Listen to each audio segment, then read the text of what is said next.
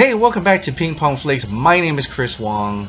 I picked up Power Rangers Aftershock, a graphic novel. I read through it. It's very relatively short. I mean, it really is only about, this is the how thick it is. It's really only up to like about this point. Then we have the bonus Boom Studios comics here, and I don't follow the Boom Studios one at all, but it is an interesting read. It's very cool. I actually like the artwork for the Boom Studios better than what they gave us for the Power Rangers Aftershock. But I'm here to talk about the Power Rangers Aftershock because this is the direct sequel, if you will, to the Power Rangers movie. The graphics, the coloring is not too bad. It's reminds me of when I used to get that City of Heroes comic in the mail every once in a while, but and it has the flare. You can actually see a little bit of detail of the suits more. The way they talk is almost very similar to their live-action counterparts, and that's pretty cool. The more focus is on after what happens in the events of Power Rangers, where if you haven't seen it, you can kind of see it in the trailer where there's a lot of stuff happening in the battle, and the city is torn to shreds. So this pretty much becomes like a cleanup crew. I won't do a spoiler review until maybe a week from now, or just so if anybody's interested in picking this up, you can go ahead and pick it up. But it does feel like a very simple, basic episode in a Power Rangers series. A moral story to it, a lesson learned. Zordon actually teaches a little bit of something in here, kind of what you see in the actual TV series. By the end of the movie, the team was actually working together, being on the same team. But to my shock, there was a lot of drama that they've decided to put in this after the fact, after being formed together, after being one with each other and being able to morph. They decided to throw that in here, which I would think is something that should have been prior to them morphing. But in all in all, it's in here, and the different, like Jason's character was different than how I thought he would have been in the movie. So with that respect, I don't quite feel that they are entirely the same. Trini does act like how Trini acts in here. Kimberly sort of acts like what she acts like in the movie. Interesting part is the Billy and Zach relationship in here.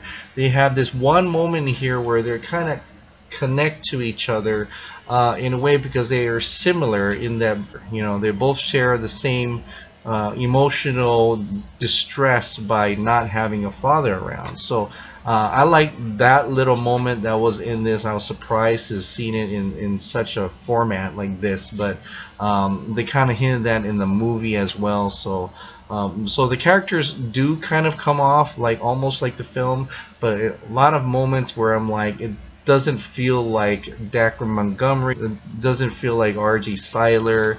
And sometimes it doesn't even feel like Ludi Lin at times. And there's also one moment here where they're trying to save somebody. I'm not gonna spoil it, but it just seemed like that panel lasted a little too long. Instead of what should have been like a split-second decision, they were able to talk in that little part of the comic. But I won't give it away. It goes into a little bit of the lore of Godar, and it goes into the lore of a little bit of the putty, what the material, or how putty works, and with the combination of Godar. So I like that. That explains a little bit more, and it kind of hints towards a larger series. So I don't know if there's another book coming out after this. But I'm eager to find out what actually happens to this. It does actually, because of the movie, because how much I love the movie, it actually brings me into this story a little bit more, wanting to know more what happens afterwards. And so whether the actual movie sequel goes into any detail, or if this will be canon whatsoever, I don't know. but for right now, it's kind of fun to see this. You know, I just realized in the back. Look at the back. Isn't that the drawing that they gave to Jason? I think Billy actually drew that. Well, anyway, there's also interesting factor they put in here. It's kind of like the Men in Black thing going on in this, like, or if you watch the Godzilla films, it's kind of like the Monarch, a specialized group in this type of alien arena or superpowered arena, if you will, a secret group, and so they added that factor into this as well. But all in all, not bad. If you're if you love the Power Rangers movie and you want to add something to your collection that is part of the movie memorabilia or just a part of it, then go ahead and pick it up. It's kind of hefty, $14.99. But you do have a fantastic, actually, I might even pick up the Boom Studios one, but the Boom Studios one looks awesome. I mean, this part really takes you. If you're a fan of the TV series, you definitely want to pick up the Boom Studios one. Or if you're not sure if you want to do that and you're interested in the Power Rangers, pick this one up and go through the Boom Studios bonus part of it and determine if you want to go there or not. But it looks great, and I actually glad they did that, because I would have never picked up the Boom Studios until I've actually read this. So looking forward to more. And this does serve as a direct sequel to the blockbuster film, so definitely, if you got a chance, and if you are interested in having more of the Power Rangers movie in your collection, then definitely pick up the Power Rangers Aftershock. I picked this up at Barnes & Noble, or you can order it probably. But yeah, definitely more Ranger fighting. I can tell you that, and Zord fighting and Megazord fighting. So anyway, that's it, and I'm hoping to look forward to more Power Rangers news. We're running into the second weekend, so right now it's unfortunately Box Office Mojo did report that Power Rangers second weekend looking like around 17 million. It's going to have over 50% drop. Because Boss Baby comes in, Ghost in the Shell comes in, wide release, almost over 3,000 something theaters each.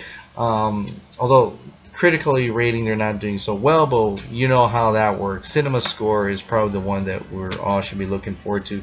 Beauty and the Beast is probably going to end up in number one, unless hordes and drones of fans come out this weekend and go and support Power Rangers the movie again. If you have the time, if you have the money, go back out there and check it out again. Let's not let this die. Let's not let this be a one-off. Okay, I want to see more. Definitely want to see more, and see this franchise and cinematic universe grow even further than this one. Alright, that's it, guys. Thank you so much for watching. Thank you so much for subscribing, and I'll see you next time.